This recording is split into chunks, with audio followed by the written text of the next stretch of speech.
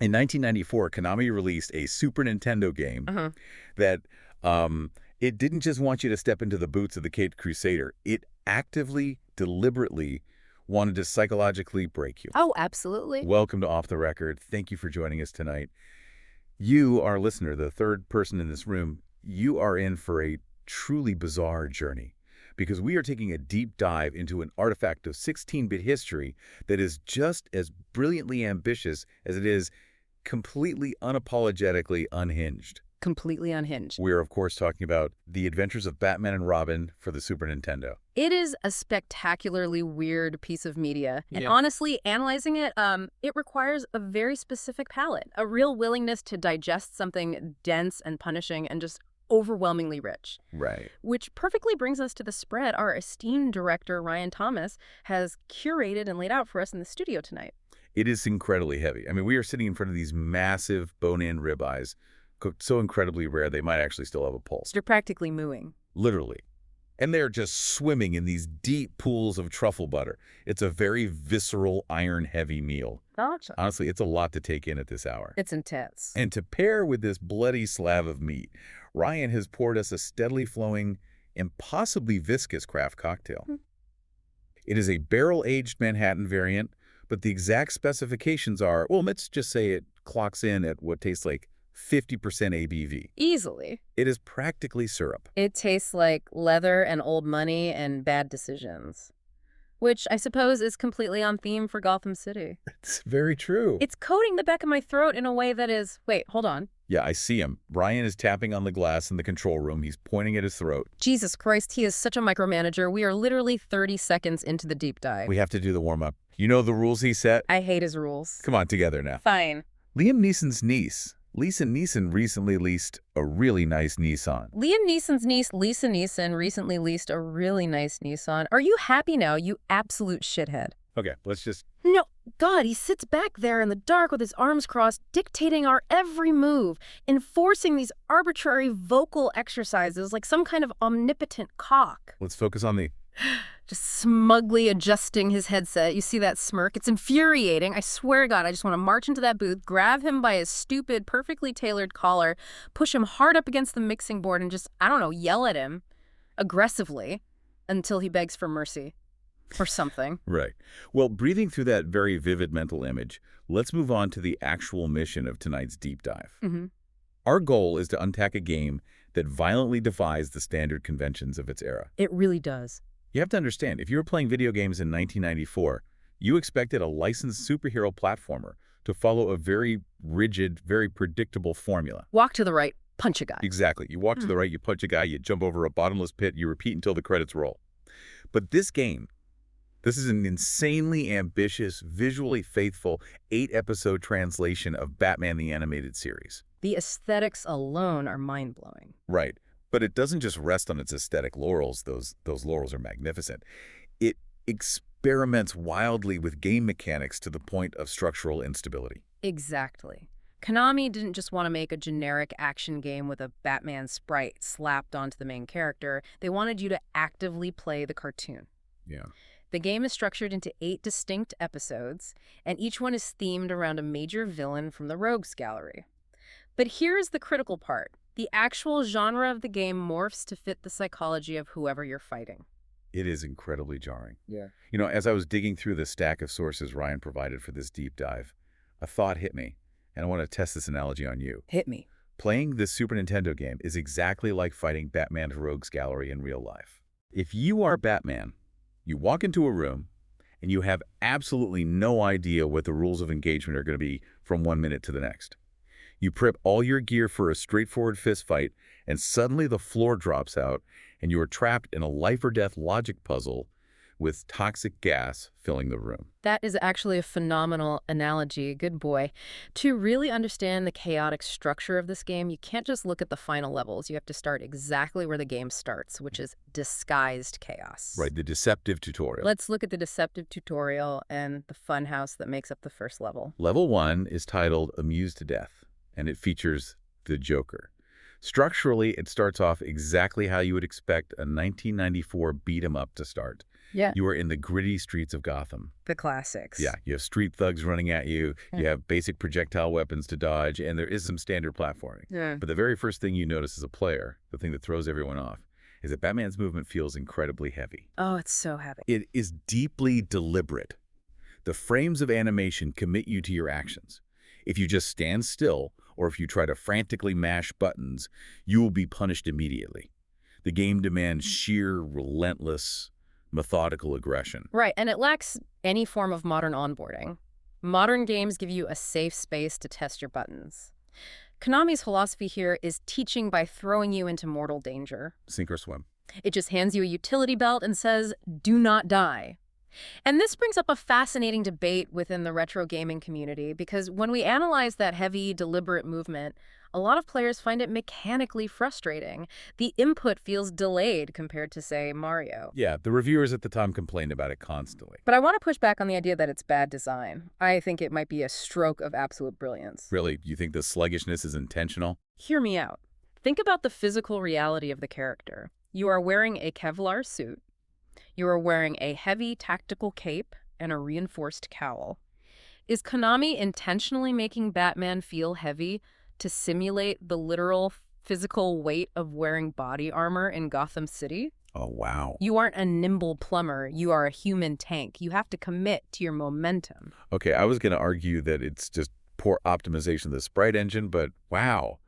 Good girl. That is a deeply insightful way to look at it. Right. It completely marries the mechanical output to the narrative weight of the character. Yeah. You're a depressed billionaire carrying 50 pounds of military-grade polymer.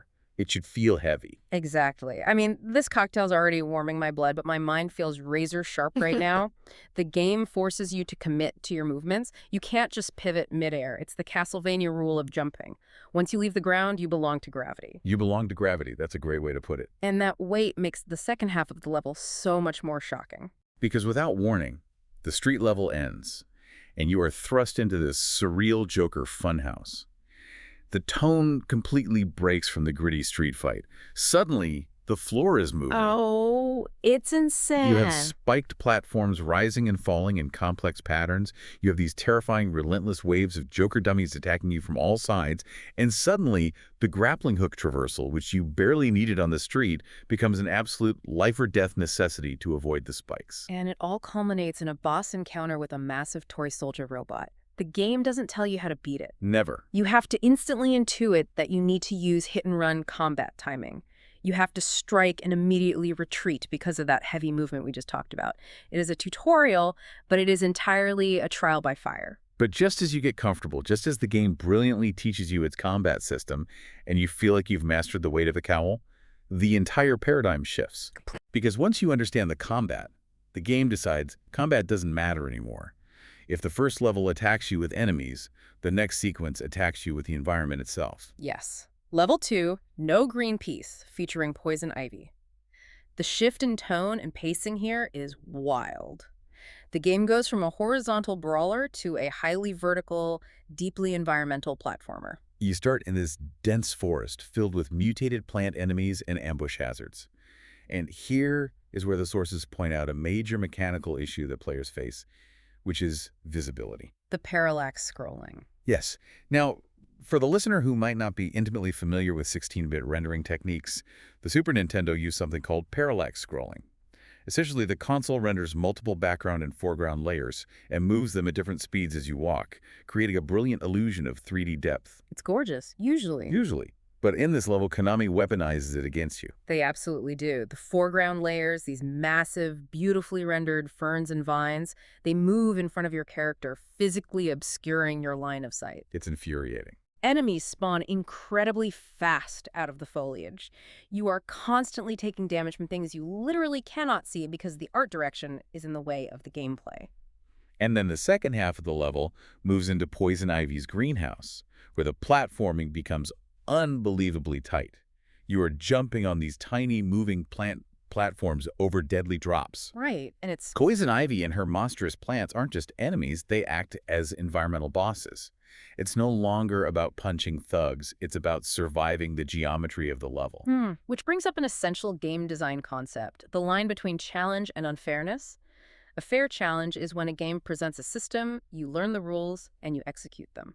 Unfairness is when the game actively hides the rules or the threats. Yeah, exactly. Level 2 doesn't challenge your mastery of the combat system it just taught you. It surprises you with visual obstruction you couldn't possibly anticipate. Right. And if you thought the visibility issues in Level 2 were unfair, the game doubles down.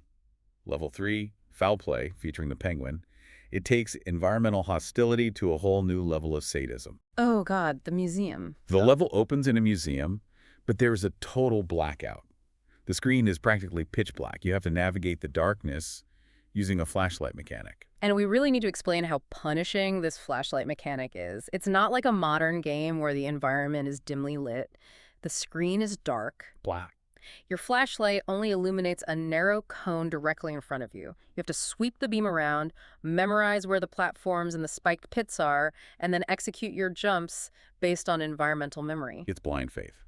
Enemies take a complete backseat here. The core gameplay loop is sheer navigation and survival in the dark. It ends with these brutal mechanical hazards like gears and crushing traps and a boss fight against the penguin in this bizarre helicopter-aircraft hybrid thing. Yeah. But I want to linger on the darkness because, again, we have to ask the question, is taking away visibility and forcing the use of a limited flashlight a stroke of genius to simulate a bat's blindness? Like sonar. Yeah, a bat uses sonar and navigates the dark. Or is it just really, really terrible, frustrating game design? Historically speaking, water levels and darkness levels are the absolute bane of the 16-bit era. Designers use them to artificially inflate the length of a game. Artificial difficulty. Right. By making you move slower and die more often, a 20-minute game feels like a 2-hour game. It's just, God, it's so dark. You know, And you literally cannot see what is in front of you. it's stressful. You take one step thinking you've mapped it out and you just fall into a pit of spikes. You thought you were on solid ground. You thought the foundation was stable. You thought you had built something real. But it wasn't real. It was just a trick of the light. Wait, are we still talking about those Super Nintendo games? I really resonate with the visibility issues. You know, I really do. Are you? Okay, you're pounding that drink. Sometimes I look at my own life and it feels exactly like I'm navigating a museum blackout. Mm-hmm. I have this tiny little flashlight and I'm shining it forward, trying desperately to see where my career is going, where my relationships are going, and it's just a void. Oh, wow. It's just pitch black. And then an enemy spawns out of nowhere, like a surprise tax bill or a guy who ghosts me after 3 months and just hits me right in the face. Oh my God, are you actually crying? Look at me. Are there tears in your eyes? No, I'm not. The truffle butter was really rich and I think it's giving me acid reflux, and this barrel-aged sludge is, it's hitting me hard. I just feel so lost sometimes. Like Batman in the museum, just a blind rat in a costume fumbling in the dark. Okay, this is amazing. You are a comedically sad drunk right now. I'm not drunk, I'm just... Ryan, you absolute shithead. Look at what you did. Yeah. You picked this depressing-ass game about a lonely, traumatized orphan fighting in the literal dark. You fed us liquid courage, and now you've broken my co-host. I'm fine. God, I hate him so much. Look at him back there sipping his sparkling water, pretending he isn't enjoying this. I swear to God, I want to march into that booth, rip that stupid headset off his head, throw him onto the sofa, and ride his face until he forgets his own social security number. Wait, what did you just say? You heard exactly what I said. He's a total fuck, but he knows what he's doing. Mm-hmm. Anyway, listener, if you want to support this sad, pathetic, beautiful little life sitting next to me, you need to like and subscribe to our YouTube channel. Oh, right, the channel. Go to @HM-OTR right now. That's the @ symbol, HAM-OTR. Like, subscribe, buy them a new flashlight for their metaphorical museum of sadness. Thank you. You really are a good friend. I am a phenomenal friend. I am the best friend you have. Now, take a bite of that steak, take a sip of this 50-proof sludge, and let's get back to the deep dive. Because if you thought the museum was dark, you ain't seen shit yet. Right. Okay. Focusing. So, from environmental hazards, the game decides that simply changing the pacing isn't enough. It completely shatters its own genre conventions. Which brings us to Level 4, Tale of the Cat, featuring Catwoman. This level is where the game abandons traditional platforming entirely. You aren't clearing out rooms of thugs. It is a high-speed, relentless rooftop chase. It's so fast. Catwoman is constantly moving, staying just ahead of you, leaping gracefully across massive city gaps. The entire focus shifts from combat to absolute precision jumping and timing. And the margin for error is essentially zero. We were talking about the heavy movement earlier. Well, now you have to use that heavy committed jump arc to clear gaps that are perfectly spaced to kill you if you are a single pixel off. A single pixel. Mistakes are punished instantly with bottomless death pits. It's no longer a platformer, it is basically trial and error design masquerading as a chase sequence. If you press the jump button a millisecond too late, you die. You memorize the exact layout of the rooftops, or you fail. It is arguably the shortest stage in the entire game, but it is by far the most intense. It's not a level, it's an interactive panic attack. You were just sweating, gripping the plastic controller, praying you hit the apex of the jump. But then we get to level 5, Trouble in Transit, featuring Two-Face. This is where the cartridge completely loses its mind. If the game was a Frankenstein monster before, this is where the seams rip open. Level 5 is a pseudo-driving, top-down racing format. You are pursuing Two-Face on a highway. The perspective completely shifts from a side-scrolling brawler to an overhead racer. It becomes Micro Machines. It's Micro Machines, but you have machine guns and you're in the Batmobile. It makes no sense. The mechanics of punching and jumping are completely gone. Timing and memorization completely dominate the gameplay. Hazards, civilian cars, and enemy roadblocks appear so fast on the screen that you basically have to see into the future to avoid them. And then, after putting you through this grueling high-speed driving simulator, it just drops you back into a standard side-scrolling boss fight against Two-Face at the end. It is so abrupt. Level 4 punishes you for a single mistake, but Level 5 just literally inserts a totally different video game into the code. Okay, I need to interject here. I really need you to listen to me. Because the sources Ryan provided, the retrospectives, the gaming magazines, they call this level divisive. They call it a disjointed mess. But they are missing the utter profundity of what Konami did here. Look at me. Listen to my words. I'm looking. I'm listening. Making the Two-Face level a completely different, totally foreign genre of video game is the most profound meta-commentary on Two-Face's split personality in the history of Batman media. Wait, are you serious? Is it really that deep? Or is Konami just flexing their programming muscles? I am dead serious. Think about it. Half the level is a driving game. Half the level is a beat-em-up. Two halves, two faces, two genres. It is a mechanical manifestation of Harvey Dent's fractured psyche. The game literally splits its own identity right down the middle, just like the villain.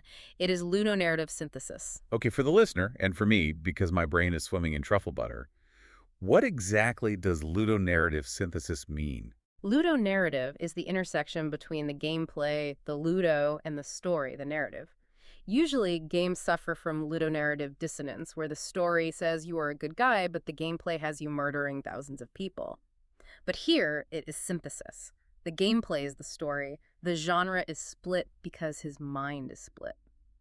I am literally blowing my own mind right now. I am a genius. You know, you might actually be right. At first, I thought you were just drunk, but that is, wow. Of course I'm right. I'm brilliant. But do you know who wouldn't understand a concept that high level? Ryan. Fucking Ryan Thomas, sitting back there behind the glass with his perfectly styled hair and his stupid little clipboard, acting like he's the king of the castle. We should probably keep it professional. He's such a cunt. I hate his stupid rules. Do the vocal warm-up, don't tap the mics, hit your cues, explain the technical jargon. I hate it. I hate his authority. But God, I just want to push him against the studio wall, rip that stupid button-down shirt open and do something so unspeakable to him that we'd both need intense psychological therapy for a decade. Oh my God. You are such a little slut for authority, aren't you? I am. I really am. I hate him, but I want him to tell me what to do. It's okay. It's okay to admit it. You are so brave for sharing your truth on this microphone. You are a brave, brave little slut. Thank you. You get me. You really get me. Let's drink to my bravery. Cheers to that. Okay. Okay, let's try to reset the deep dive. We have a structure to follow. Let's look at the structure. We are moving into psychological warfare. Right, because after testing your physical reflexes on the highway, the game decides it wants to break your mind, literally. Level 6, perchance to scream. The Scarecrow. Right. This level is mechanically oppressive. We are talking about status effects. Scarecrow unleashes these massive gas attacks that fundamentally alter the rules of the game. We need to explain exactly how these status effects work, because it's not just, oh, you take damage. The gas actually disorients the player. Your visibility is reduced, the screen warps, and your controls, your actual inputs get inverted. You press left, Batman walks right, you try to jump, you attack. You have to find gas masks scattered throughout the level just to survive the environment. The thugs and the enemies aren't even the primary problem. The atmosphere itself is the enemy. It is psychological pressure masquerading as a platformer. It's so hard to play cleanly because the game is actively working to sever the connection between your brain, your hands, and the controller. It creates a sense of deep paranoia. You are terrified of moving forward because you know the gas will strip you of your agency. And then wait, what was I saying? I lost the thread. You were talking about the gas, Scarecrow's gas, the Yeah. version of control. Right, the gas, the Right. toxic gas. Yeah. And then level 7, riddle me this. The Riddler, mazes, hidden walls, logic puzzles. It demands pattern recognition. It completely stalls the progression for anyone who just wants to punch things. You literally have to stop your momentum, stand still, and think in a game that until now demanded non-stop physical aggression. It forces you to play by Riddler's rules. The layout of the maze is intentionally obtuse. But I have to ask, if Riddler's maze completely ruins the pacing of the game, does that make it a terrible level? Or does it make it the most accurate Riddler experience ever designed? Because the Riddler is an annoying little shit who ruins the pacing of Batman's night. He interrupts the action to make you solve a crossword puzzle. Oh my God, you are doing it now. That is incredibly profound. You're synthesizing the mechanics and the lore. I am, aren't I? But you know what else is a maze? You know what else is just a labyrinth of toxic gas, false paths, and inverted controls? What? My dating life? It's exactly like the Scarecrow level. I am out there trying to navigate these hazardous clouds of red flags, and every guy I meet is just a toxic fuck. Just a total, absolute fuck. Preach. They introduce status effects into my life, like clinical depression and low self-esteem, Yeah. and I can't find a metaphorical gas mask anywhere. Oh, sweetie, no, don't cry. Come here. And then they play games, like the Riddler. They put up these hidden walls, and I have to use exhausting logic puzzles just to figure out if they actually like me or if they're just stringing me along for validation. Right. I'm trapped in a maze of read receipts and unreturned texts, and I don't know the exact mechanics of how to get out. I don't have the strategy guide. Hey, look at me. Look at my face. You are a bad bitch. Do you hear me? You are a beautiful, highly intelligent, bad bitch, and you do not let any of these literal shits treat you like a noun. Wait, that didn't make sense. Treat me like a noun. I mean, you don't let any of these shits treat you like shit. You are the Batman of your own life. You own the night. I don't feel like Batman. I feel like the Robin they doodly murdered with a crowbar in that one comic book. No, we are resetting. We are strong, independent deep divers. Have some more meat. Eat the truffle butter. It absorbs the alcohol. It's really good truffle butter. Yeah. It's so rich. See, everything is fine. We are consummate professionals. We are doing our best work ever right now. We are uncovering layers to this SNES game that mainstream gaming academia has completely ignored. We are pioneers. You're right. We are peeling back the layers. Like an onion covered in Kevlar and sadness. Exactly. Which brings us, finally, inevitably, to the climax. The relentless gauntlet. Level 8, the final stage. The Gauntlet. At this point in the game, it has taught you combat, it has blinded you, it has changed genres on you, it has broken your mind with gas and mazes, and now it decides to just physically beat whatever is left out of your broken body. It abandons all restraint. It is a massive, grueling boss rush combined with relentless environmental hazards. The Joker, the Penguin, Catwoman, Man-Bat, Clayface, they all return. The game forces you to use every single mechanic you've learned, but with absolutely zero downtime. It is a relentless, suffocating escalation. The sources describe it perfectly. It tests endurance over mastery. You aren't proving you are good at the game, you're proving you can survive it. It is appropriately climactic, but it is deeply physically exhausting. Which leads to our final assessment of the game as a whole. It's a beautiful, deeply flawed mess. The visuals, the dark deco art style, the pounding synthesized soundtrack, they are exceptional. But it is plagued by wildly inconsistent difficulty, terrible onboarding, and deeply unfair enemy placement. It is an aesthetic masterpiece, but a mechanical Frankenstein. But don't you see, we've been building to this the whole night. Don't you see how perfectly that mirrors the thesis of the character? The sheer exhaustion of the gauntlet, the muscle-tearing fatigue of fighting 5 bosses back to back, that is exactly what being Batman feels like. It's supposed to hurt. Surviving this Super Nintendo game isn't supposed to be a fun little romp. It's equivalent to surviving a literal war on the streets of Gotham. Wait a second. Hold on. Earlier, when we were talking about level 1, you said the heavy movement was brilliant and it made the combat deliberate and satisfying. And now you're saying it's supposed to be a torturous war that isn't actually fun to play. You're completely contradicting yourself. Yes, I am. Because Batman contains multitudes. He is a bat. Bats are blind, but they see with sound. The game is deafening us with its difficulty. It all makes perfect, cohesive sense if you just stop thinking about it. I am so tired. I feel like I just fought Clayface in real life. My brain feels like it is made of truffle butter. I'm leaning against this desk. Can I lean on your shoulders? From here, you big baby. We survived. We survived the deep dive. We did. But, sitting here completely drained, looking at this empty glass of syrup, it leaves me with one final thought for you, the listener. It's a question about art. Are the most memorable pieces of art the ones that are perfectly balanced, the ones that are fair, smooth, and easy to consume? Mhm.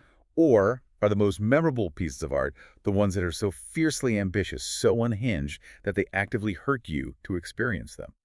I think that is the most beautiful thing I've ever heard. You know what else is a beautiful piece of art? Our YouTube channel. Hey, you, the one listening right now, like and subscribe to at ham-otr. That's at HAM-OTR. If you don't subscribe, I swear to God, I'm going to send the Joker toy soldier to your house to crush your car. You're so mean. I'm not mean, I'm just passionate. God, look at Ryan. Look at him through the glass. He's taking his headset off. He thinks he's safe because the show is over. He thinks he can just pack up his little clipboard and go home. As soon as these mics cut, I am going to drag that man into the break room and show him what a real gauntlet feels like. I am going to absolutely destroy him. Good night, you absolute hoe. Good night, bitch. Cheers.